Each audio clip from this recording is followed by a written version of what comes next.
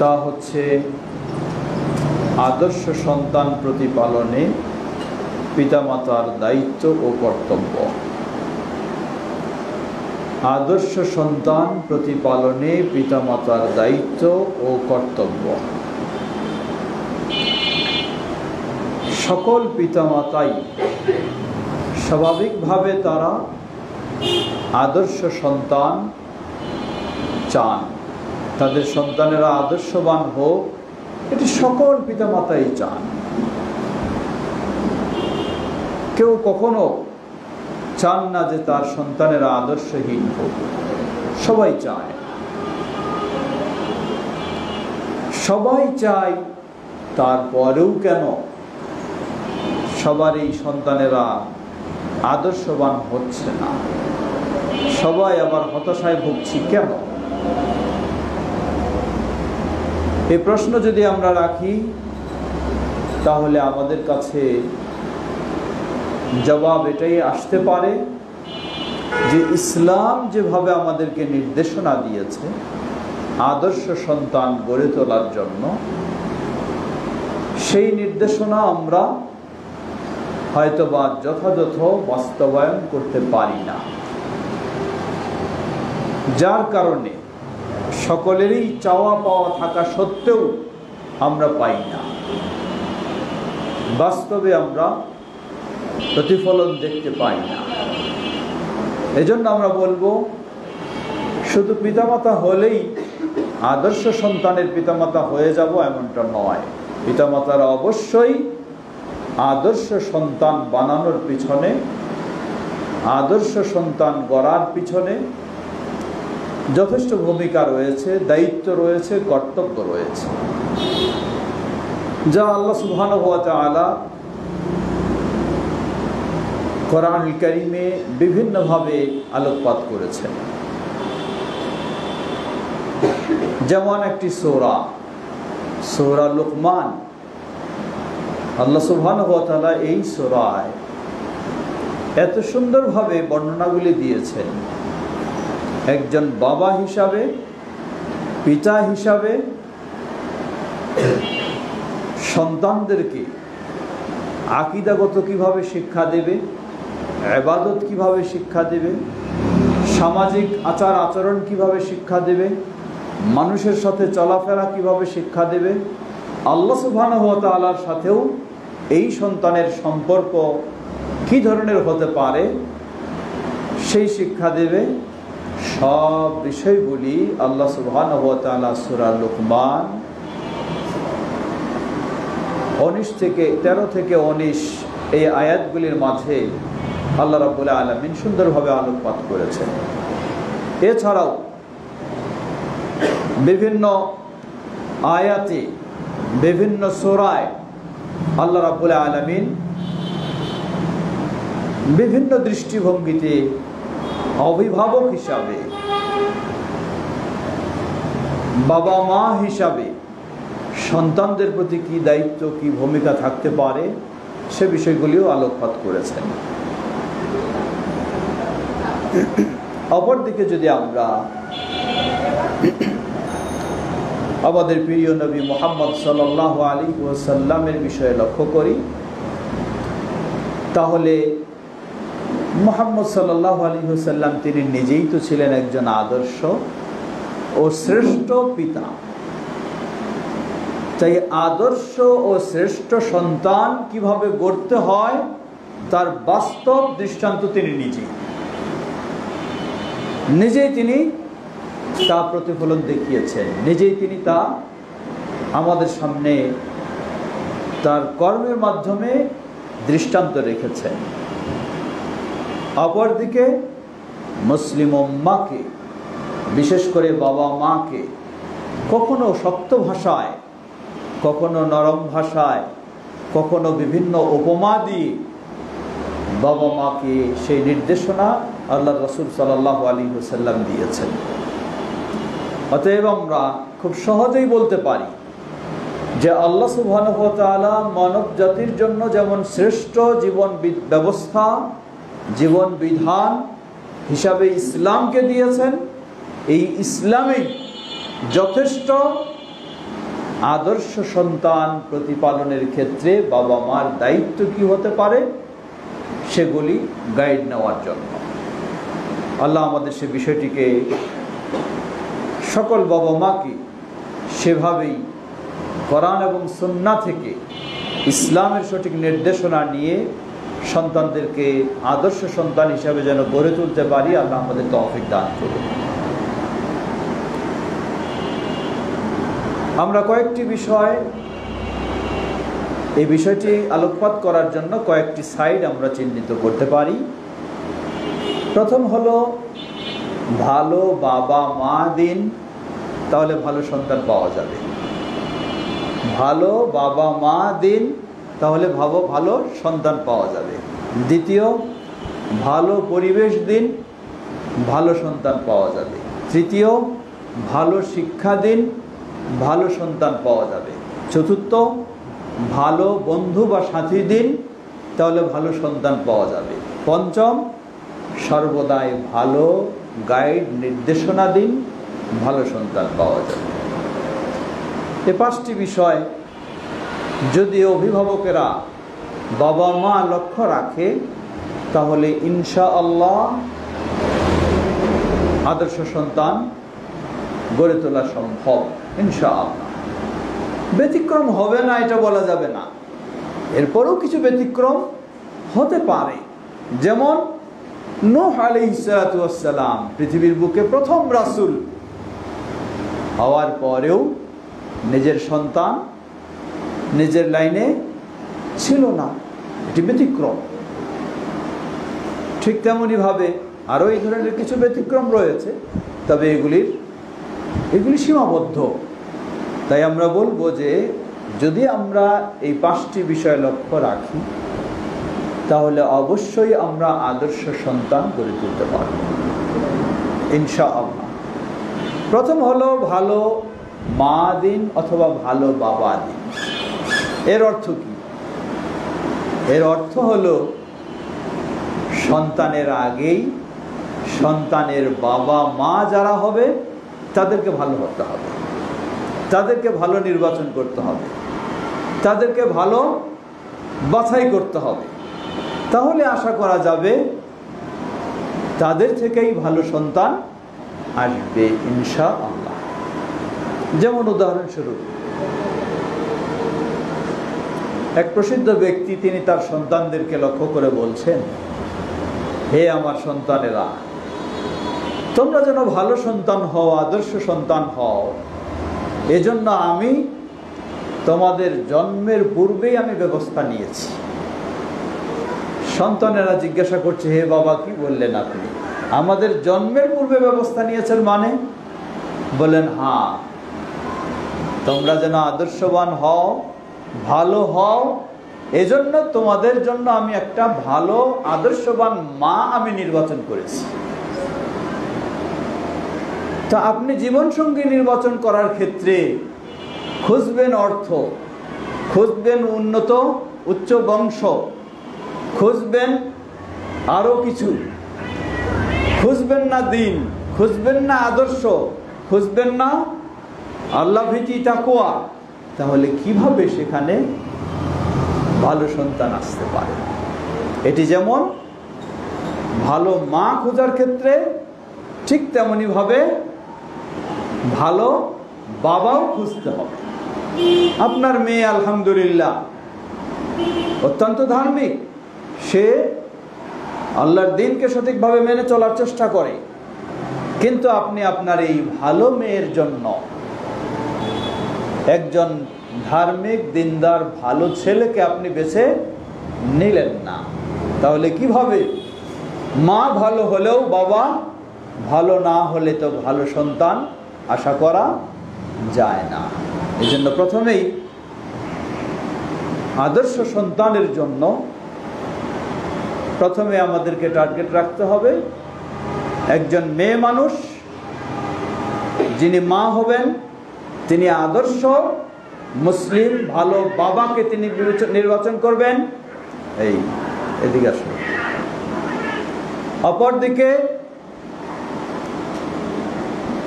যিনি বাবা হবেন, দেখো পিছনে বিড়ালগুলি চিৎকার করছে। অপরদিকে যিনি বাবা হবেন এবং আদর্শ সন্তান চাইবেন, তাকে অবশ্যই একজন আদর্শ ভালো মা নির্বাচন করতে হবে। তাহলে ইনশাআল্লাহ আশা করা যাবে আল্লাহ রাব্বুল আলামিন দুই ভালোর মাঝে ভালো সন্তান, আদর্শ সন্তান দেবেন। এটি একটি পদক্ষেপ মাত্র। দ্বিতীয় বিষয় বলবো আমরা, হতে পারে আপনি ভালো মা নির্বাচন করতে ব্যর্থ হয়েছেন, সম্ভব হয়নি, অথবা ভালো বাবা নির্বাচন করতে সম্ভব হয়নি। আমরা বলবো এক্ষেত্রে আপনাকে আল্লাহ সুবহানাহু ওয়া তাআলার কাছে বেশি সাহায্য চাইতে হবে, যাতে আপনার জীবন সঙ্গিনীকে বা জীবন সঙ্গীকে আল্লাহ সুবহানাহু ওয়া তাআলা আপনার মতো করে দেন। সেটি কিভাবে? আল্লাহ রাব্বুল আলামিন, সেটি দুইভাবে হবে। প্রথম, আল্লাহ রাব্বুল আলামিনের কাছে বেশি বেশি চাওয়ার মাধ্যমে, দোয়া করার মাধ্যমে, যা আল্লাহ রাব্বুল আলামিন আমাদেরকে সূরা আল ফুরকান এর ৭৪ নম্বর আয়াতে শিক্ষা দিচ্ছেন। রব্বানা হাব লানা মিন আজওয়াজিনা ওয়া যুররিয়াতিনা কুররাতা আ'য়ুনি ওয়াজআলনা লিল মুত্তাকিনা ইমামা। এখানে আল্লাহ সুবহানাহু ওয়া তাআলা স্বামী হিসাবে স্ত্রীর জন্য দোয়া করবে, স্ত্রী হিসাবে স্বামীর জন্য দোয়া করবে।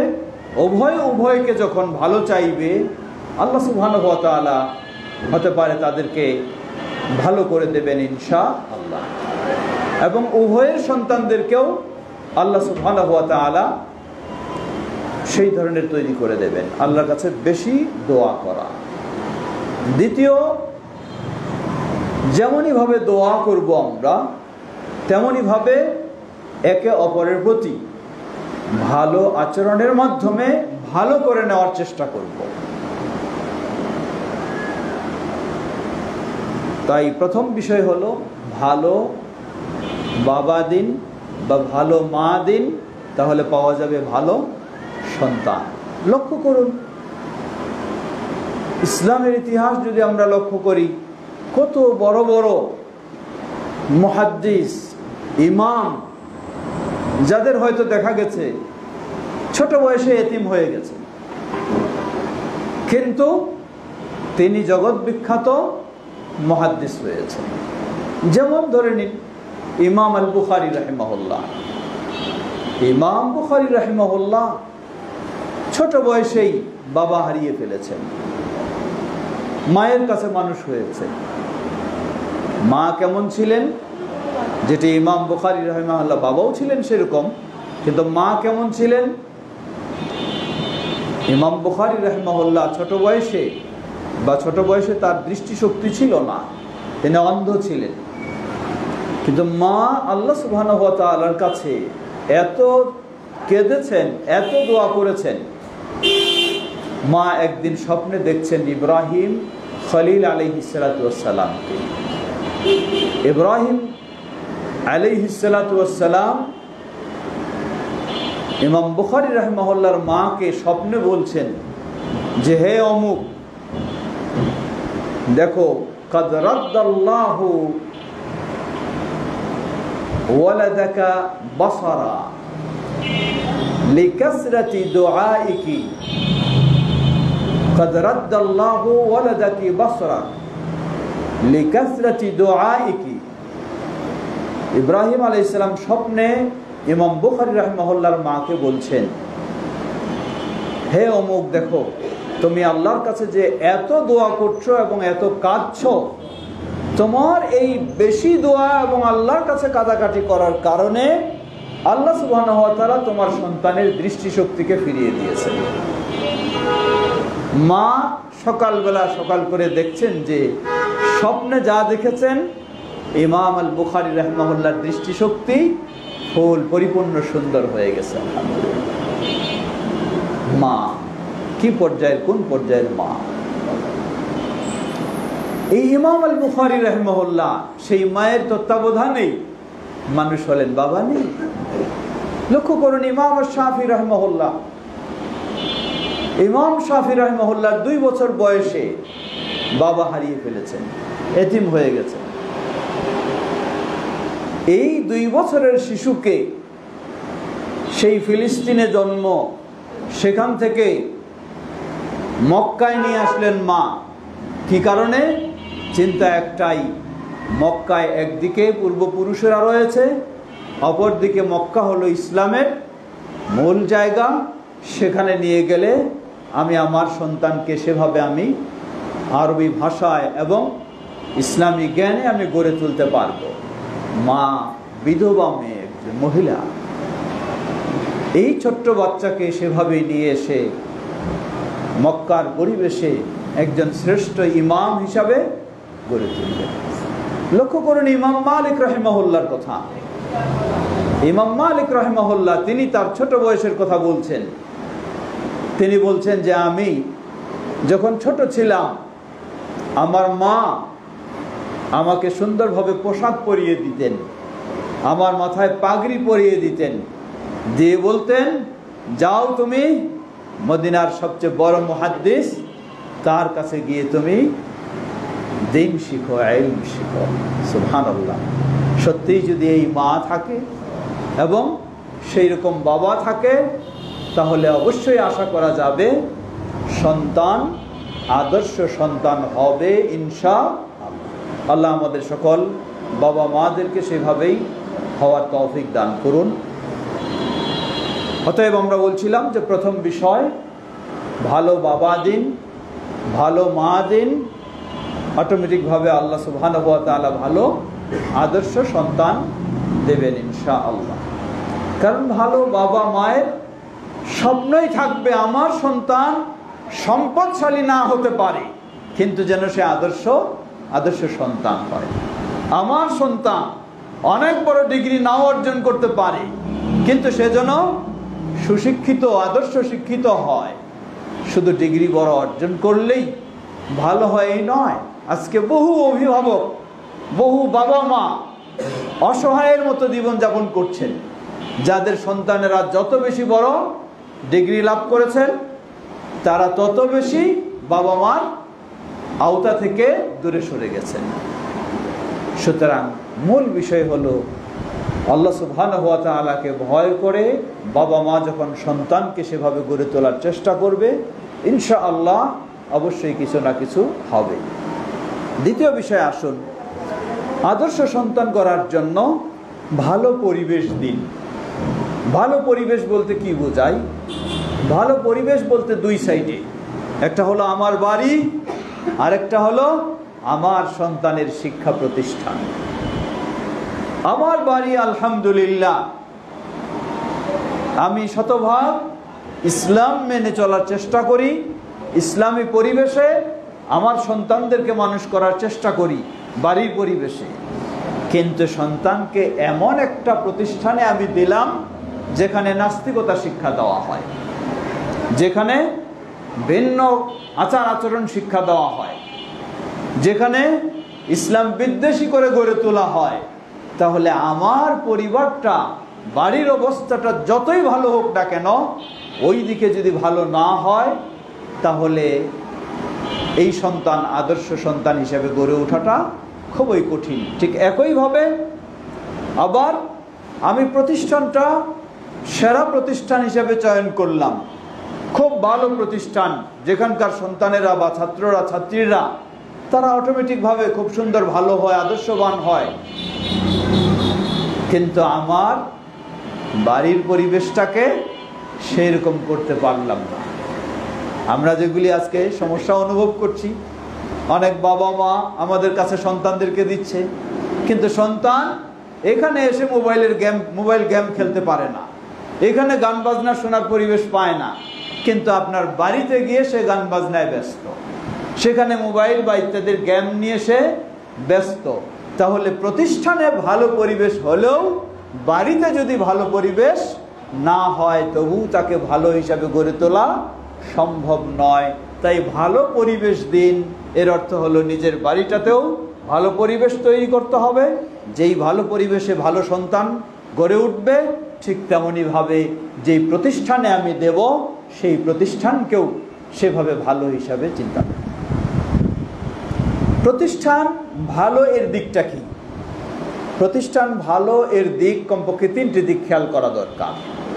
প্রথম, শিক্ষা প্রতিষ্ঠানের শিক্ষা যেন ভালো থাকে, এটি তো অবশ্যই থাকবেই।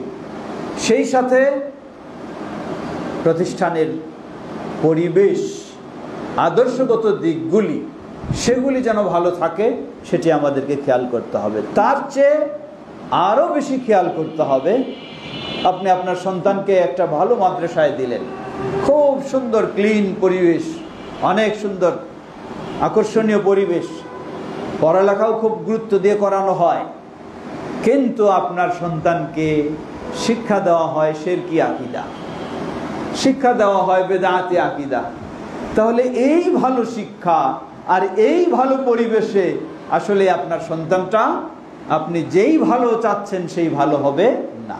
এই জন্য প্রতিষ্ঠানে কমপক্ষে 3টি জিনিস থাকতে হবে। প্রথম, তার শিক্ষা মানসম্মত। দ্বিতীয়, পরিবেশগত দিক থেকে ভালো। তৃতীয়, এটি আরও গভীরের বিষয়, সেটি হলো যেন এখানে সঠিক আকীদা শিক্ষা দেওয়া হয়। একজন টিচার তিনি ইংরেজি পড়াতে পারেন, অসুবিধা নেই, কিন্তু ইংরেজি পড়ানোর মাধ্যমে আমরা জানি, যেমন বিশেষ করে বাংলা ভাষা, বাংলা সাহিত্য, যারা আপনারা ইউনিভার্সিটির লেভেলে পড়ালেখা করেছেন, বাংলা সাহিত্যে বেশিরভাগ হিন্দুয়ানা ভাব, বেশিরভাগ নাস্তিকতার ভাব। তাহলে একজন বাংলার টিচারও তিনি বাংলা পড়াবেন, কিন্তু বাংলার মধ্য দিয়েও তিনি সঠিক আকীদা ও আদর্শের মেসেজ স্টুডেন্টকে দেবেন। তো এইভাবে যখন সেই জিনিসটা আপনি পাবেন, তাহলে মনে করবেন যে এই প্রতিষ্ঠানেই হলো আদর্শ সন্তান গড়ে তোলা। তো আমরা বলবো সব দিক থেকে নয়, কমপক্ষে কিছুটা হলো আমরা চেষ্টা করছি জামিয়া মানারুত তাওহীদে, যাতে আমাদের সন্তানদেরকে কমপক্ষে আকীদা ও আদর্শের দিকগুলি পড়ালেখার পাশাপাশি সঠিক দিতে পারি, সেটি আমরা চেষ্টা করছি এবং আপনাদেরও সেই ক্ষেত্রে সবসময় আমরা পরামর্শ আশা করছি। তো আমরা দ্বিতীয় দিক বলছিলাম, ভালো আদর্শ সন্তান গড়ে তোলার জন্য প্রয়োজন ভালো পরিবেশ, সেটি বাড়িতে এবং সেটি শিক্ষা প্রতিষ্ঠানে। তৃতীয় সাইড হলো ভালো শিক্ষা দিন। ভালো শিক্ষা, আমরা আজকে উন্নত ও আধুনিক শিক্ষার পিছনে এমনভাবে ছুটেছি, আধুনিক করতে করতে আমাদের সন্তানদেরকে বানিয়ে ফেলছি হয় ইহুদির মতো, নয় খ্রিস্টানের মতো। আল্লাহ রাসূল সাল্লাল্লাহু আলাইহি ওয়াসাল্লাম খুবই কঠিনভাবে বলেছেন, হাদিস সহিহুল বুখারী, তিনি বলেন, কুল্লু মাউলুদিন ইউলাদু আলাল ফিতরা ফাআবাওয়াহু ইউহাউইদানি আও ইউনাসসিরানি আও ইউমাজ্জিসানি। প্রতিটি শিশু সন্তান ইসলামী স্বভাবের উপরেই, ইসলামী আদর্শের উপরেই জন্ম লাভ করে, কিন্তু পরবর্তীতে তার বাবা মা হয় তাকে ইহুদি বানায় ফেলে, অথবা তাকে খ্রিস্টান বানায় ফেলে, অথবা তাকে অগ্নিপূজক বানায় ফেলে। তাহলে বাবা মা এই ক্ষেত্রে কত বড় একটা ভূমিকা রয়েছে। তো আজকে আমরা উন্নত শিক্ষার পিছনে ছুটতে ছুটতে দেখা যায় যে আমাদের সন্তানদেরকে এমন উন্নত শিক্ষা দিচ্ছি, যেই উন্নত শিক্ষা দেওয়ার কারণে সন্তানেরা আমাদের প্রতি ক্ষুব্ধ হয়ে বৃদ্ধ বাবা মাকে বৃদ্ধাশ্রমে রাখা ছাড়া আর তাদের কোনো উপায় হচ্ছে না, কারণ আমরা ওই কালচারে, ওই আদর্শে তাদেরকে শিক্ষা দিয়েছি। এই জন্য ভালো শিক্ষা দিন। ভালো শিক্ষা মানে অবশ্যই ভাষাগত, তথ্যগত, সেগুলি যেমন ভালো হবে, তার মূল দিকটি হলো এই শিক্ষাগুলি হতে হবে অবশ্যই ইসলামের আলোকে। আপনি আপনার সন্তানকে ডাক্তার বানাবেন, ইসলাম বাধা দেয়নি, কিন্তু তাকে বানাবেন মুসলিম ডাক্তার, নাস্তিক ডাক্তার নয়। আপনি আপনার সন্তানকে ইঞ্জিনিয়ার বানাবেন, ইসলাম বাধা দেয়নি, কিন্তু ইসলাম আপনাকে বলে আপনার সন্তানকে বানাতে হবে মুসলিম ইঞ্জিনিয়ার, যে নিজের জীবনে ইসলাম মেনে চলবে, তার শিক্ষা দিয়ে ইসলামকে উন্নয়ন করার বা ইসলামের সেবা করার সে চেষ্টা বা চিন্তা রাখবে। সুতরাং আমরা বলবো ভালো শিক্ষা দিন। ভালো শিক্ষা মানেই হলো আপনার যা শিখাবেন সব শিক্ষার সাথে তার সাথে ইসলামী শিক্ষা থাকতে হবে। এখন ইসলামী শিক্ষার ক্ষেত্রে আপনি বলবেন যে আসলে আমাদের দেশে তো পর্যাপ্ত পরিমাণের শিক্ষা প্রতিষ্ঠান নেই যেখানে আমরা ইসলামের আলোকে আমাদের সন্তানদেরকে ভালো শিক্ষা দেব। বলবো কথাটা আপনার অবাস্তব নয়, বাস্তব, কিন্তু এরপরেও আমাদের একটি বড় ধরনের ত্রুটি রয়েছে। কি ত্রুটি? আমরা অনেক সময় শিক্ষা প্রতিষ্ঠানের উপর দিয়ে দায়মুক্ত হওয়ার চেষ্টা করি যে কি করবেন, ভালো প্রতিষ্ঠান পাইনি তাই আমার ছেলেকে ভালো কিছু শেখাতে পারিনি। আমি বলবো যে আপনার এই কথা যথেষ্ট নয়। কেন নয়? আপনি নিজের অবস্থাটা চিন্তা করুন।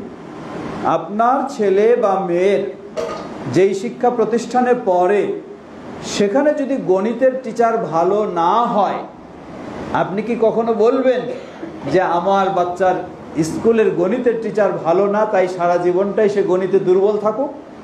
কখনো তো আপনি বলবেন না। আপনি বলবেন যে স্কুলে বা এই প্রতিষ্ঠানে গণিতের টিচার দুর্বল, ভালো না, প্রয়োজনে আমাকে ব্যক্তিগত টিচার রেখে গণিতে তাকে সবল করতে হবে। সায়েন্সের টিচার দুর্বল, ভালো না, বলবেন না যে আমার ছেলেটা সায়েন্সে দুর্বলই থেকে যাক, কখনো বলবেন না। আপনি ব্যক্তিগত টিচার নিয়েও প্রয়োজনে তাকে সায়েন্সে সবল করার চেষ্টা করবেন। ঠিক একইভাবে অন্যান্য বিষয়ে, শুধু ইসলামের বিষয়ে যখন এসে যায় তখন প্রতিষ্ঠানের উপর দিয়ে আমরা দায় সারতে চাই না, কোশ্চিন কালও হতে পারে না। সত্যিই যদি আমি আমার সন্তানকে দিন শেখাতে চাই, আদর্শ সন্তান বানাতে চাই, তাহলে তার সায়েন্সের বিষয়ে, গণিতের বিষয়ে বা ইংরেজির বিষয়ে যেমন ব্যক্তিগত টিচার দিয়ে তাকে আমি সবল করার চেষ্টা করি, তার স্কুলে বা শিক্ষা প্রতিষ্ঠানে ইসলামী শিক্ষার ব্যবস্থা না থাকলেও আমার তো দায়িত্ব ছিল ব্যক্তিগত টিচার দিয়েও তাকে ইসলাম শেখায় ভালো করার চেষ্টা করা। কিন্তু তা কি আসলে আমরা করি? তা করি না। অন্য সাবজেক্ট পড়ার জন্য যত পয়সার দরকার তাও দিতে প্রস্তুত আছি, আর যদিও কোরআন বা ইসলামের কিছু শেখানোর জন্য আমরা চেষ্টা করি, সেখানে বেশি পয়সাও আমাদের পকেট থেকে বের হয় না। এটি হলো আমাদের মানসিকতা। যদি এই মানসিকতা হয় তাহলে আমরা কিভাবে ভালো ও আদর্শ সন্তান আমরা খুঁজতে পারি? সুতরাং ভালো শিক্ষা মানেই হলো তার সকল বৈষয়িক বিষয়গুলির সাথে অবশ্যই তাকে ইসলামী শিক্ষা দিতেই হবে। প্রাতিষ্ঠানিকভাবে যদি হয় আলহামদুলিল্লাহ, যদি নাও হয় তাহলে ব্যক্তিগতভাবেও আমাকে ব্যবস্থা নিতে হবে। তাহলেই ইনশাআল্লাহ সে ভালো শিক্ষা পেয়ে ভালো মানুষ হবে, ভালো সন্তান হবে, আদর্শ সন্তান হবে। আল্লাহ আমাদের তৌফিক দান করুন। চতুর্থ বিষয়, ভালো বন্ধু বা সাথী দিন। এটি অত্যন্ত গুরুত্বপূর্ণ বিষয়। আজকে আমাদের সন্তানদেরকে আমরা হাতছাড়া করে ফেলছি। কখন? যতদিন ছোট অবস্থায় সে আমাদের কাছে থাকে, আমাদের সাথেই থাকে, আমাদের লাইনেই থাকে। কিন্তু যখন তাকে আমরা বিভিন্ন শিক্ষা প্রতিষ্ঠানে দেই এবং বিভিন্ন বন্ধুদের সাথে সে উঠা বসা শুরু করে, তখন পর্যায়ক্রমে তার আচার আচরণ পরিবর্তন হয়ে যায়। এমনকি এখন তো কত রকমের ফিতনার অভাব নেই। একদিকে ইসলামের নামে ভ্রান্ত ফিতনা, অপরদিকে ইসলাম থেকে বের করে সেই ভ্রষ্টতার দিকে এবং আদর্শহীনতার দিকে নিয়ে যাওয়া। এখন তো কত রকমের সেই ট্রান্সজেন্ডার বলুন বা আরও কিছু বলুন, আরও কত নাস্তিকতা, সবগুলির সাথে এই ছাত্র বা ছাত্রী তাদেরকে এই বয়সেই তাদেরকে, কারণ এই বয়সে একটা মানুষের কি থাকে, অনুকরণের একটা, অন্যের থেকে গ্রহণের একটা মানসিকতা থাকে। তাই তাকে আপনি যতই দিতে চান এটা কম নিবে, কিন্তু নিবে খালি বন্ধুদের সাথে কি দেখবে সেটাকে সে নিতে চায়। এই জন্য আল্লাহ রাসূল সাল্লাল্লাহু আলাইহি ওয়াসাল্লাম বন্ধু নির্বাচনের ক্ষেত্রে খুব কঠিনভাবে গুরুত্ব দিয়েছেন। এটি সকলের জন্য। ওমর ইবনুল খাত্তাব রাদিয়াল্লাহু আনহু থেকে একটি আসার বর্ণনা করা হয়। তিনি বলেন, বাচ্চাদের ক্ষেত্রে তিনি 3টা স্তর ভাগ করেছেন। তিনি বলেন দাহু সাবআ, 7 বছর পর্যন্ত সে স্বাধীনভাবে খেলাধুলা করুক, ছেড়ে দাও। ওয়াআদ্দিবহু সাবআ, পরবর্তী 7 বছর এটা হলো শিক্ষা দেওয়ার বছর। এই 7 বছরে তাকে আদব আখলাক আচার আচরণ শিক্ষা দাও। ওয়াসাহিবহু সাবআ, পরবর্তী 7 বছর 14 থেকে 21, এই 7 বছর তাকে হাতছাড়া করা যাবে না। সাহিবহু সাবআ, এই 7 বছর তাকে সাথে রাখার চেষ্টা করো, কারণ এই 14 থেকে 21 পর্যন্ত এটাই সে অন্যের সঙ্গ পেয়ে নষ্ট হয়ে যায়। এই জন্য ওমর রাদিয়াল্লাহু আনহু বলছেন ওয়াসাহিবহু সাবআ, এই 7 বছর তুমি কড়া দৃষ্টিতে রাখো। আমরা অনেক সময় কি করি, যেই ছেলে মেয়ে আমাদের কথা কম শোনে, রাগ করে তাকে আমরা কম বলি, দূরে সরাই দিই। এটি ভুল চিন্তা, এটা আরও তাকে খারাপ হওয়ার সুযোগ দেওয়া হয়। যে কথা শুনতেছে না তাকে আমি দূরে রাখতেছি, এ আরও খারাপ করে দেওয়ার সুযোগ করে দেওয়া হয়। বরং যে যত কম কথা শুনবে তাকে তত বেশি কাছে রাখতে হবে, তাহলে সে আপনার নিয়ন্ত্রণে থাকবে, না হলে টোটাল আপনার নিয়ন্ত্রণের বাইরে চলে যাবে।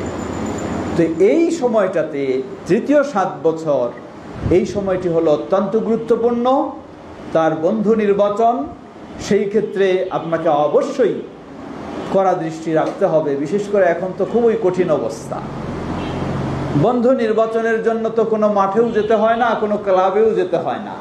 বন্ধু নির্বাচন তো আপনার ঘরের ভিতরে, আপনি তাকে সুন্দর স্মার্টফোন দিয়েছেন, সেই ফোনের মাধ্যমে সে কি করে এখন বন্ধু নির্বাচন করছে।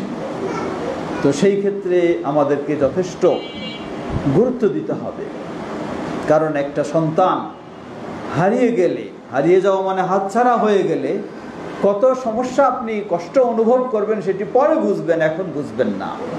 এই জন্য অবশ্যই আমাদের উচিত এই সময়টা বিশেষ করে সন্তানদের বন্ধু যেন ভালো হয়। এই জন্য আল্লাহ রাসূল সাল্লাল্লাহু আলাইহি সাল্লাম বলেন আল মারউ আলা দীনি খালিলি, কোনো ব্যক্তিকে বোঝা যায় তার বন্ধুর দিন আদর্শ অনুযায়ী, তাকে মূল্যায়ন করা যায় তার বন্ধুর দিন আদর্শ অনুযায়ী। বন্ধুর দিন আদর্শ যদি ভালো হয় তাহলে এই লোকটা ভালো হবে, আর তার বন্ধুর দিন আদর্শ যদি ভালো না হয় তাহলে এই লোকটাও ভালো বলে আশা করা যায় না। তাই চতুর্থ বিষয়টি আমরা অবশ্যই মনে রাখব যে আমার ছেলে বা আমার মেয়ে, তাদের সঙ্গী বা তাদের সাথী বা তাদের বন্ধু কারা, তারা কোন পর্যায়ে, সেটা অবশ্যই আমাকে গুরুত্ব দিয়ে খেয়াল রাখতে হবে।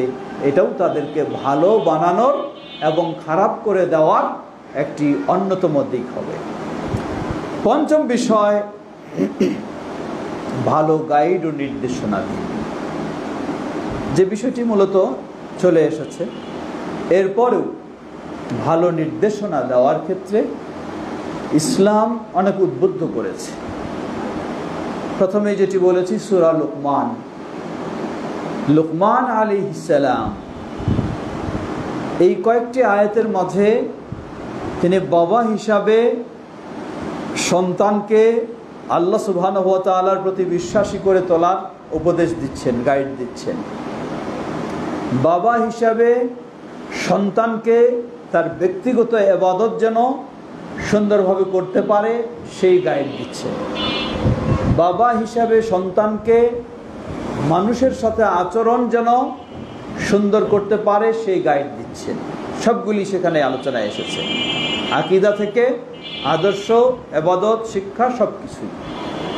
নবী সাল্লাল্লাহু আলাইহি ওয়াসাল্লাম তিনিও একইভাবে ছোট বাচ্চাদেরকে কত গুরুত্ব দিতেন। সাহাবী আব্দুল্লাহ ইবনে আব্বাস রাদিয়াল্লাহু তাআলা আনহু, রাসূল সাল্লাল্লাহু আলাইহি ওয়াসাল্লাম তাকে কত গুরুত্ব দিয়ে কত নির্দেশনা দিয়েছেন। যেমন তিরমিজির হাদিসে এসেছে, নবী সাল্লাল্লাহু আলাইহি ওয়াসাল্লাম এই আব্দুল্লাহ ইবনে আব্বাস, বয়স তার তখন খুব বেশি নয়, 8 থেকে 9 বছর বয়স, তাকে ডেকে বলছেন, ইয়া গোলাম ইন্নী উআল্লিমুকা কালিমাত, হে প্রিয় বৎস, আমি তোমাকে কতগুলি নীতিমালা শিক্ষা দেব, তুমি সেগুলি গুরুত্ব সহকারে গ্রহণ করো। কি সেগুলি? ইহফাজিল্লাহ ইয়াহফাজুকা, তুমি আল্লাহ সুবহানাহু ওয়া তাআলার ব্যাপারে সংরক্ষণশীল হও, মানে আল্লাহর বিধিবিধানের ব্যাপারে সংরক্ষণশীল হও। ইয়াহফাজুকা, আল্লাহ সুবহানাহু ওয়া তাআলা তোমাকে সংরক্ষণ করবেন। ইহফাজিল্লাহ তাজিদহু তুজাহাক, তুমি আল্লাহর ব্যাপারে বিধিবিধানের ব্যাপারে সংরক্ষণশীল হও, তুমি সর্বদাই আল্লাহ সুবহানাহু ওয়া তাআলাকে তোমার সাহায্যকারী হিসাবে পাবে। এরপরে কত কঠিন আকীদার শিক্ষা দিলেন দেখুন। ওয়া ইযা সাআলতা ফাসআলিল্লাহ, যখন তুমি কোনো আবেদন নিবেদন করবে, ফাসআলিল্লাহ, তুমি চাইবে একমাত্র আল্লাহ সুবহানাহু ওয়া তাআলার কাছে। ওয়া ইযা ইসতাআনতা ফাসতাইন বিল্লাহ, যখন তুমি কিছু সাহায্য চাইবে একমাত্র আল্লাহ সুবহানাহু ওয়া তাআলার কাছে। এরপরে আরো গভীরে শিক্ষা দিচ্ছেন তাকদীরের বিষয়ে। বললেন, জেনে রাখো, লাউ ইসতামাআতিল উম্মাহ আলা আন ইয়ানফাউকা লা ইয়ানফাউকা ইল্লা মা কাদ কাতাবাল্লাহু লাক, গোটা বিশ্বের মানুষ যদি ঐক্যবদ্ধ হয় তোমাকে কিছু উপকার করবে, মনে রাখো আল্লাহ তোমার ভাগ্যে যতটুকু উপকার রেখেছেন এর চেয়ে বেশি কিছু করতে পারবে না। আবার জেনে রাখো, যদি গোটা বিশ্বের মানুষ ঐক্যবদ্ধ হয় তোমার ক্ষতি করার জন্য, যতটুকু তোমার ভাগ্যে ক্ষতি আছে এর বেশি তোমাকে ক্ষতিগ্রস্ত করতে পারবে না। বললেন, জেনে রাখো, যা লেখার লেখা হয়ে গেছে। জাফাল কালাম, কলমের লেখা কালি শুকিয়ে গেছে। ওয়াতুবিয়া সুহুফ, এবং সহিফাও গুটায় রাখা হয়েছে। সুতরাং তাকদীরের উপরে বিশ্বাসী হওয়ার জন্য, আল্লাহর উপরে আস্থা রাখার জন্য কত কঠিনভাবে এই পর্যায়ের বাচ্চাকেও শিক্ষা দিলেন। সুতরাং এই নির্দেশনা, উপদেশমূলক গাইড, এটি একটি অত্যন্ত গুরুত্বপূর্ণ বিষয়। রাসূলুল্লাহ সাল্লাল্লাহু আলাইহি ওয়াসাল্লাম এই লেভেলের বাচ্চাদেরকে, এত বড় মানুষ হওয়া সত্ত্বেও তিনি কত গুরুত্ব দিতেন। যেমন উদাহরণস্বরূপ আরেকটি সহিহ হাদিসে এসেছে, নবী সাল্লাল্লাহু আলাইহি ওয়াসাল্লাম এর প্রতিবেশী একজন ইহুদি ছিলেন। সেই ইহুদির এক ছোট বাচ্চা ছিল, যেহেতু বাড়ির পাশে, দেখতেন, খোঁজ খবর নিতেন। নবী সাল্লাল্লাহু আলাইহি ওয়াসাল্লাম তিনি বড় মানুষ হিসাবে খালি বড় মানুষের সাথে ছোটদের খোঁজ নিতেন না, এটা নয়, ছোটদেরও খোঁজ রাখতেন। তো হঠাৎ দেখছেন এই বাচ্চাটাকে দেখা যাচ্ছে না কয়েকদিন যাবত। নবী সাল্লাল্লাহু আলাইহি ওয়াসাল্লাম সাহাবীদেরকে জিজ্ঞাসা করলেন যে অমুকের বাচ্চাটা, ছেলেটা কই, নাই কেন দেখছি না। সাহাবায়ে কেরাম যারা জানতেন তারা বললেন যে সে খুবই অসুস্থ, ছোট বাচ্চা। সাহাবায়ে কেরাম বললেন যে সে খুবই অসুস্থ, মুমূর্ষু অবস্থায়। নবী সাল্লাল্লাহু আলাইহি ওয়াসাল্লাম শুনে তিনি স্থির থাকলেন না। তিনি সাহাবীদেরকে কয়েকজনকে নিয়ে সেই ইহুদির বাড়িতে এই ছোট বাচ্চাকে দেখতে গেলেন। টার্গেট কি? টার্গেট হলো, হতে পারে ইহুদির সন্তান, আমি যদি তাকে ঈমানের দাওয়াত দিতে পারি এটাই তো আমার হলো সফলতা। নবী সাল্লাল্লাহু আলাইহি ওয়াসাল্লাম কয়েকজন সাহাবীকে নিয়ে সেই ইহুদির বাড়িতে গেলেন। গিয়ে দেখলেন বাচ্চাটা একেবারে মুমূর্ষু অবস্থায়, যাবে যাবে ভাব। কাছে বসলেন, বসে বললেন, আতাশহাদ আল্লা ইলাহা ইল্লাল্লাহ ওয়া আন্না মুহাম্মাদুর রাসূলুল্লাহ। বললেন, হে বাচ্চা, তুমি কি এই সাক্ষ্য দাও যে আল্লাহ ব্যতীত সত্যিকার কোনো মাহবুদ নেই, আর মুহাম্মদ সাল্লাল্লাহু আলাইহি ওয়াসাল্লাম আল্লাহর বান্দা এবং রাসূল? বাচ্চাটাও তাকিয়ে আছে। বাচ্চার বাবা ইহুদি, সেও পার্শ্বে আছে। নবী সাল্লাল্লাহু আলাইহি ওয়াসাল্লাম একবার বললেন, কোনো জবাব নেই। দুইবার বললেন, কোনো জবাব নেই। তৃতীয়বার বললেন, কোনো জবাব নেই। কোন কোন বর্ণনা এসেছে বাচ্চাটা তার বাবার দিকে তাকাচ্ছে, মানে বাবা অনুমতি দেবে কি না। নবী সাল্লাল্লাহু আলাইহি ওয়াসাল্লাম তার বাবাকে বললেন, দেখো তোমার সন্তান তোমার দিকে তাকাচ্ছে, হয়তো সে তোমার কাছে অনুমতি চাচ্ছে, আমি যা তাকে বলছি সেটা বলবে কি না। তো সেই ব্যক্তি ইহুদি হলেও সন্ত্রাসী ইহুদি নয়, ইহুদি হলেও বিদ্বেষী অত ইহুদি নয়। তো সেই ব্যক্তি তখন বাচ্চাকে বলে ফেললেন যে আতে আবুল কাসিম, বললেন যে হে বাবা তুমি আবুল কাসিম মানে নবী মুহাম্মদ সাল্লাল্লাহু আলাইহি ওয়াসাল্লাম যা বলছেন তুমি সেটা মেনে নাও। যখনই বললেন বাবা, বলার সাথে সাথে এই ছোট্ট বাচ্চা সাথে সাথে সে কালিমা শাহাদা পড়ে সাক্ষ্য দিল, আশহাদু আল্লা ইলাহা ইল্লাল্লাহ ওয়া আশহাদু আন্না মুহাম্মাদুর রাসূলুল্লাহ। এই সাক্ষ্য দেওয়াও শেষ, তার বিদায় নেওয়া শেষ, রূহ বের হয়ে গেল। সুবহানাল্লাহ, কি তার সৌভাগ্য। এখানে বলার বিষয়টি হলো যে এই ছোট বাচ্চাদেরকে সঠিক শিক্ষা দেওয়ার ক্ষেত্রে আমরা অনেক সময় মনে করি ছোট বাচ্চা, গুরুত্ব দিচ্ছি না, এর কি বলবো, এর কি শিখাবো। আল্লাহ রাসূল সাল্লাল্লাহু আলাইহি ওয়াসাল্লাম ছোট বাচ্চা হলেও কখনো তাদেরকে অবহেলা করেননি। এই বলার সাথে সাথে সে শাহাদাত বলার সাথে সাথে ছোট বাচ্চার মৃত্যু ঘটে গেল। নবী সাল্লাল্লাহু আলাইহি ওয়াসাল্লাম তখন তার বাবাকে বললেন, দেখো সে আর তোমাদের জন্য নয়, সে এখন আমাদের দায়িত্ব, আমরা তাকে নিয়ে যাব, আমরা তাকে গোসল করাবো, আমরা তাকে কাফন পরাবো, আমরা তাকে জানাজা পড়ে দাফন করব। এই বলে নবী সাল্লাল্লাহু আলাইহি ওয়াসাল্লাম নিয়ে গেলেন। তো সুতরাং আমাদেরকে এই বাচ্চাদের ক্ষেত্রে কখনো বাচ্চা হিসেবে আমরা অবহেলা করব না, আল্লাহর সাহায্য চাইব এবং তাদেরকে সঠিক যে দিক নির্দেশনা, সঠিক যে গাইড সেটা আমরা অবশ্যই দেব। বিশেষ করে রাসূল সাল্লাল্লাহু আলাইহি ওয়াসাল্লাম যে বিষয়গুলি আরো গুরুত্ব দিয়েছেন, তিনি বলেন মুরু আওলাদাকুম বিসসালাহ ওয়া হুম আবনাউ সাবঈন, 7 বছর বয়স, আর অবহেলার সুযোগ নেই, সালাতের নির্দেশ দিতে হবে, উদ্বুদ্ধ করবেন আপনি সালাত আদায় করার জন্য। ওয়াদরিবুহুম আলাইহা ওয়া হুম আবনাউ 10, 10 বছর বয়স হয়ে গেছে, সালাতের গুরুত্ব দিচ্ছে না, এখন আপনাকে শাসনের ব্যবস্থা নিতে হবে। সেই আলোকে যদি আমরা আমাদের সন্তানদেরকে গড়ে তুলতে পারি, তাহলে ইনশাআল্লাহ এই সন্তানেরাই সেই সন্তান হবে। আল্লাহ রাসূল সাল্লাল্লাহু আলাইহি ওয়াসাল্লাম বলেন, ইযা মাতাল ইনসান ইনকাতা আনহু আমালুহু ইল্লা মিন সালাসাতিন সাদকাতিন জারিয়াতিন আও ইলমিন ইউনতাফা বিহি আও ওয়ালাদিন সালিহিন ইয়াদউ লাহু, রাওয়াহু মুসলিম। মানুষ বেঁচে রয়েছে, সালাত আদায় করে, সিয়াম পালন করে, কতদিনই কাজ করে, সওয়াব লাভ করে, কিন্তু যখন মানুষ বিদায় নিয়ে চলে যাবে তার সব আমলগুলি বন্ধ হয়ে যাবে। এই হাদিসে আল্লাহ রাসূল সাল্লাল্লাহু আলাইহি ওয়াসাল্লাম বললেন, তবে মৃত্যুর পরেও এই ব্যক্তি 3টি পথে সওয়াব অর্জন করতে থাকবে। এক পথ হলো জীবদ্দশায় যদি কোনো সদকা জারিয়া করে থাকেন, যেই সদকা চলমান রয়েছে, মৃত্যুর পরেও তিনি সেটির সওয়াব পেতে থাকবেন। দ্বিতীয় হলো আও ইলমিন ইউনতাফা বিহি, এমন যদি তার জ্ঞান গরিমা দিয়ে দিনী কাজে ব্যবহার করে থাকে, কিছু মানুষকে শিক্ষা বা ইত্যাদি বা গ্রন্থ বই পুস্তক রচনা ইত্যাদি করে থাকে, সেটি মৃত্যুর পরেও মানুষ যত উপকৃত হবে এর সওয়াব পেতে থাকবে।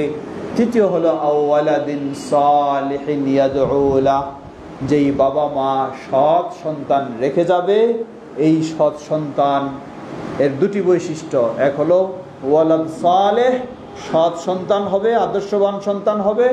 দ্বিতীয় হলো ইয়াদউ লাহু, সেই বাবা মায়ের জন্য সন্তান সবসময় দোয়া করবে। এই দোয়া, এই সওয়াব মৃত্যুর পরেও সবসময় বাবা মা পেতে থাকবে।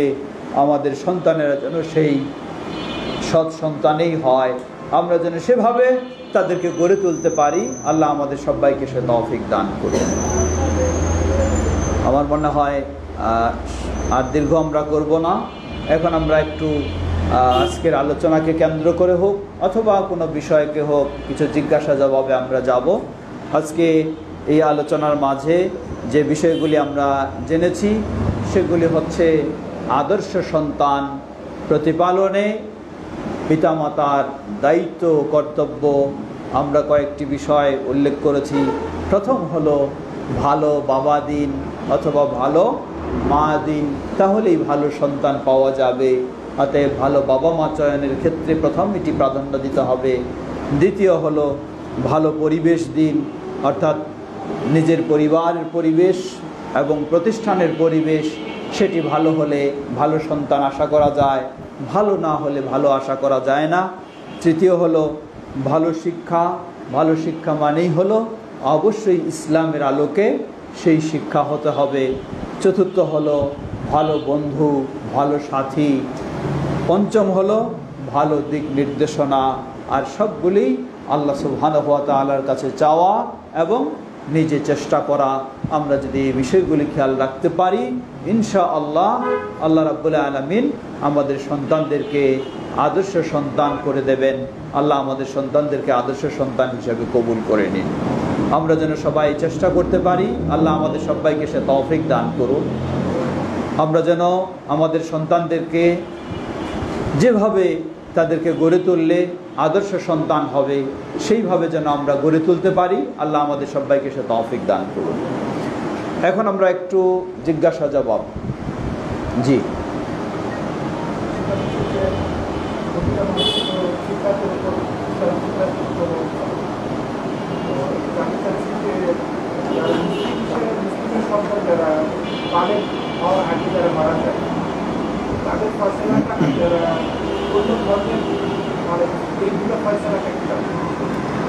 ধন্যবাদ। আমাদের ভাই প্রশ্ন করেছেন যে আমরা একটা বিষয় সম্পর্কে জানতে চাই, সেটি হলো সন্তান যদি অপ্রাপ্ত বয়সে মারা যায়, প্রাপ্তবয়স্ক হয়নি, প্রাপ্ত বয়স হলে তো তার হিসাব নিকাশ রয়েছে, তার শরীয়তের দিক থেকে জবাবদিহিতা রয়েছে। অপ্রাপ্ত বয়সেই যদি মুসলিমের সন্তান মারা যায় তাহলে তাদের কি অবস্থা হতে পারে, আর যদি অমুসলিমদের সন্তান মারা যায় তাহলে কি হতে পারে?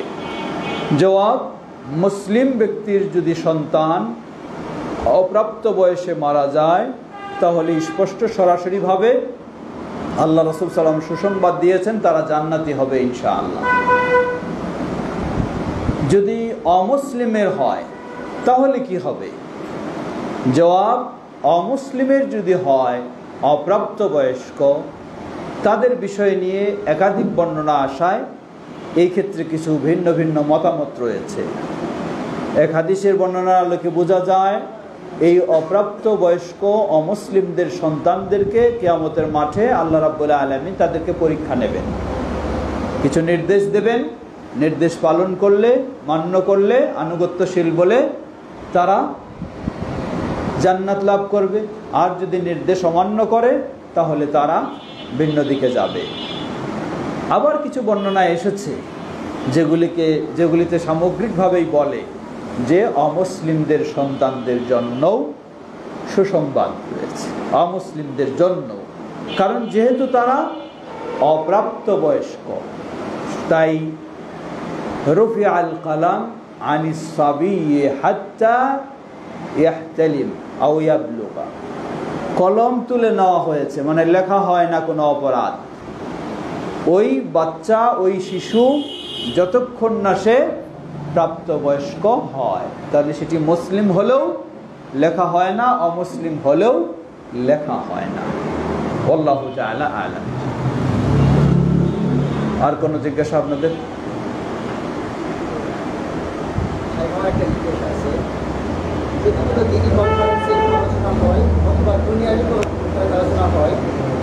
আজান যদি হয় তাহলে আজানের এই আলোচনা বন্ধ রেখে জবাব দিতে দেবো কিনা বা যদি না দেয় নাকি গুনাহ বা ব্যাধি হবে নাকি? ধন্যবাদ। আমাদের ভাই প্রশ্ন করেছেন কোথাও কোনো দিনই আলোচনা যদি হয়, সেই আলোচনা চলাকালীন যদি কোথাও আজান হয় তাহলে আলোচনা বন্ধ রাখবো কিনা এবং আজানের জবাব দেব কিনা, এই মর্মে করণীয় কি? জবাব, আজান একটি ইসলামে গুরুত্বপূর্ণ বিষয়। নিয়ম হলো আজানের ক্ষেত্রে দুই ধরনের জবাব দিতে হয়। এক জবাব হলো সালাতের জন্য উপস্থিত হওয়া, আর এক জবাব হলো মৌখিকভাবে তার শব্দে শব্দে জবাব এবং যে দোয়া রয়েছে সেই দোয়া পাঠ করা। এই আজান কোন জায়গায় হবে? উদাহরণস্বরূপ ধরে নেন এক মসজিদে আলোচনা চলছে, সেই মসজিদের যদি আজান হয় তাহলে তো অবশ্যই সেই আজানের তাদের জন্য এটি এবং সেইভাবে তাদের জবাব দেওয়া এবং বিষয়টি আসবে। পার্শ্বে আরেক মসজিদ, সেখানে আরেকবার আজান হচ্ছে, পার্শ্বে আরেক মসজিদ, সেখানে আরেকবার আজান হচ্ছে, তাহলে আমার জন্য কয়টা জবাব দেওয়ার প্রয়োজন? জবাব প্রথম আজান এবং যে জায়গায় আছে সেই জায়গার যে আজান সেটাই তার জন্য প্রযোজ্য, বাকিগুলি অপরিহার্য নয়, জরুরি নয়। যদি সুযোগ থাকে একাধিকবার জবাব দিলে অসুবিধা নাই, কিন্তু প্রথমটা হলো এবং তার জায়গাটা হলো তার জন্য পালনীয়।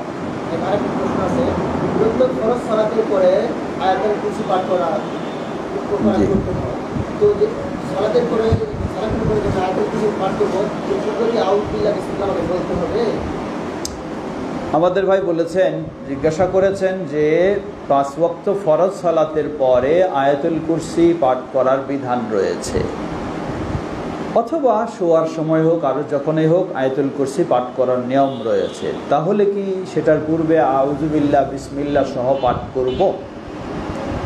জবাব, আপনি 5 ওয়াক্ত সালাতের পরে এবং ঘুমানোর সময় বা আরও কখনো আয়াতুল কুরসি যে পাঠ করেন, এটি মূলত কোরআন তেলাওয়াত নয়, এটি মূলত কোরআন তেলাওয়াত, এটা আয়াত কোরআনের, খেয়াল করবেন, কিন্তু এটি কোরআন তেলাওয়াতের উদ্দেশ্যে নয়। এটি হলো সকাল সন্ধ্যা যে সমস্ত যিকির আজকার ও দোয়া রয়েছে সেগুলি পাঠের অন্তর্ভুক্ত। এই জন্য নর্মালি আপনি কোরআন তেলাওয়াত করার জন্য যেমন আউযু বিল্লাহ দিয়ে শুরু করবেন এবং আপনি সূরা শুরু হলে বিসমিল্লাহ দিয়ে শুরু করবেন, সেই ক্ষেত্রে ওই ক্ষেত্রে এটি প্রযোজ্য হবে না। এক। দ্বিতীয়, এরপরও আমরা বলবো যেহেতু কোরআন মাজিদের আয়াত, আপনি যদি আউযু বিল্লাহি মিনাশ শাইতানির রাজিম বলেও আপনি পড়েন, অসুবিধা নাই, পড়তে পারেন।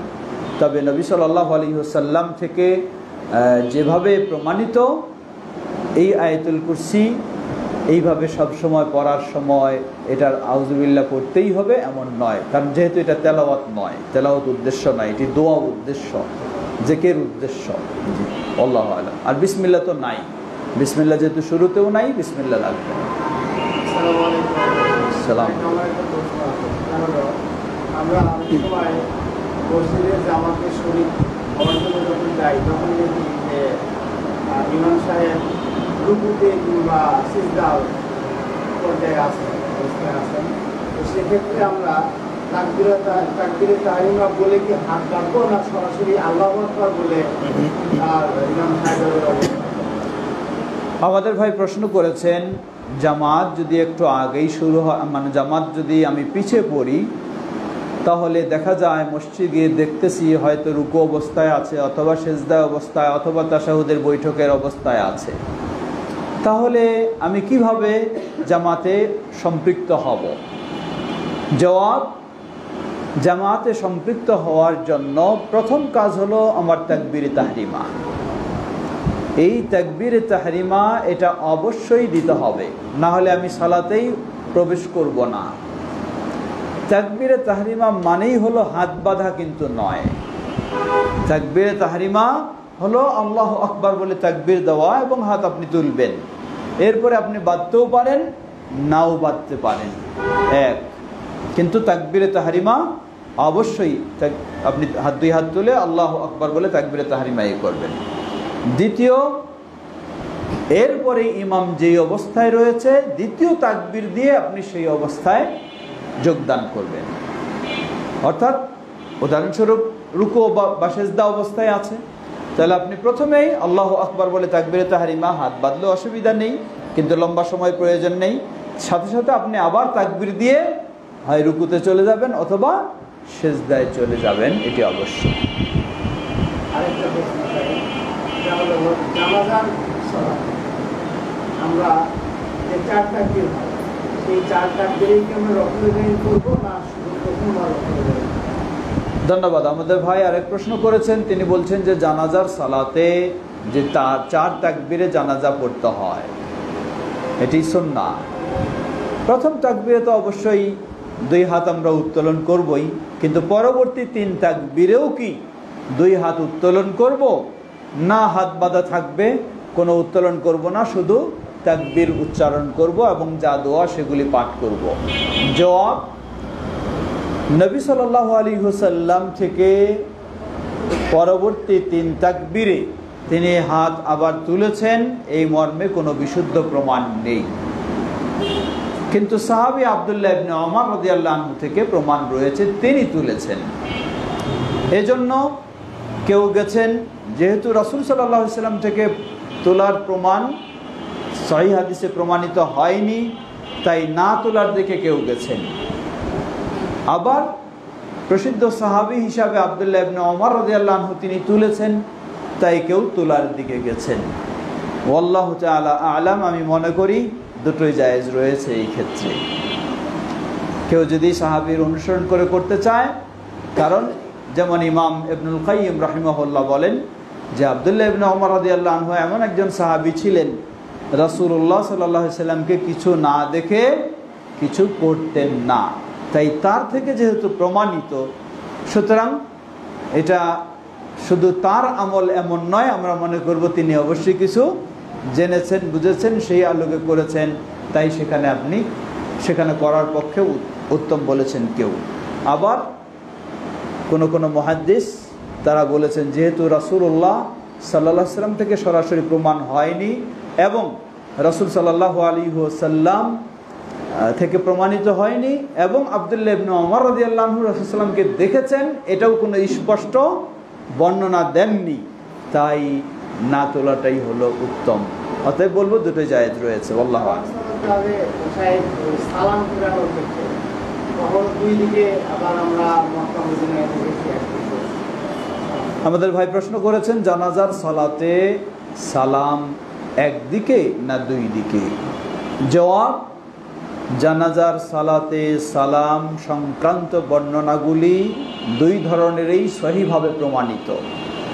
2 দিকে সালাম ফেরানোর বর্ণনাও সহিহ এবং শুধু ডান দিকে সালাম ফেরানোর বর্ণনাও সহিহ।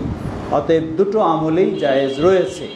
তো এই ক্ষেত্রে আমরা বলবো আপনি যেখানে পড়বেন সেই ইমামের তো অবশ্যই আপনি অনুসরণ করবেন। যদি মক্কা মদিনা বা ওইরকম পরিবেশে যেখানে ইমাম সাহেব শুধু ডান দিকে সালাম ফেরাচ্ছেন, যেটি সহিহ প্রমাণ রয়েছে, সেখানে আপনি এটুকুই করবেন, ইচ্ছা করে আর দ্বিতীয় করতে পারবেন না।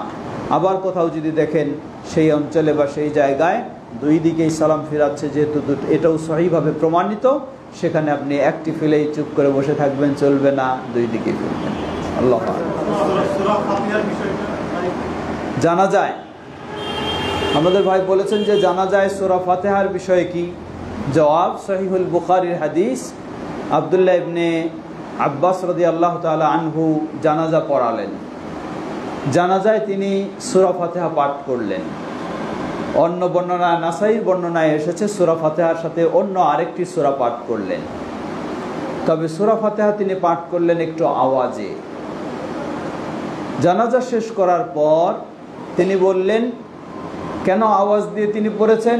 বললেন লিতা'লামু আন্নাহা সুন্নাহ, তোমরা যাতে জানতে পারো, বুঝতে পারো যে জানাজায় সূরা ফাতিহা পড়াটা হলো রাসূল সাল্লাল্লাহু আলাইহি ওয়াসাল্লামের সুন্নাহ, এজন্য তোমাদেরকে জানানোর জন্য আমি আওয়াজ দিয়েই সূরা ফাতিহা পাঠ করলাম। তাহলে আব্দুল্লাহ ইবনে আব্বাস রাদিয়াল্লাহু আনহুমার এই হাদিস থেকে, যা সহিহুল বুখারী, তা থেকে প্রমাণ হয় জানাজার সালাতে সূরা ফাতিহা পাঠ করতে হবে। এটি স্পষ্ট দলিল। আর সাধারণ দলিল তো রয়েছে, কোন সালাত সূরা ফাতিহা ছাড়া হবে না। তো জানাজার এটাও সালাত, এখানেও সূরা ফাতিহা পড়বেন আপনি, সানা নয়, প্রথমেই তাকবীরের পরেই আউযু বিল্লাহ বিসমিল্লাহ দিয়ে সূরা ফাতিহা পড়বেন। আমার একটা প্রশ্ন আছে, তো আমাদের দেশে হানাফি মাযহাবের অনুসারী বেশি, আমি সেখানে যদি জানাজা সালাত আদায় করতে যাই, আমি তো সূরা ফাতিহা পড়ার সুযোগ পাই না, শুধু সালাম পড়তে ওরা তাই দিয়ে দিই, সেক্ষেত্রে আমার করণীয়?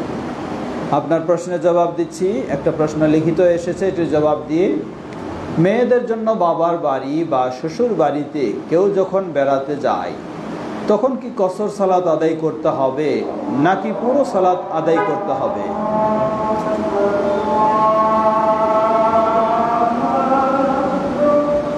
আল্লাহ আযানটা শেষ হয়ে যাক।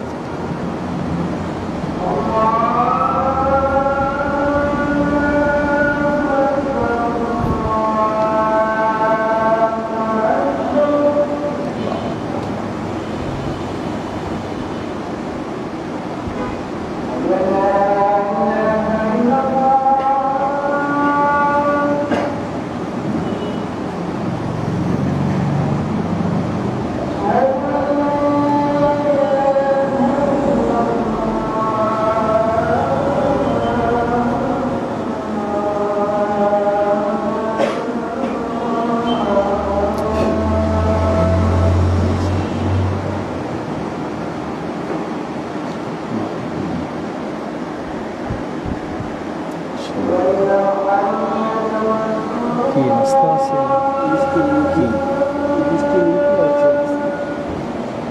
প্যাকেট আছে।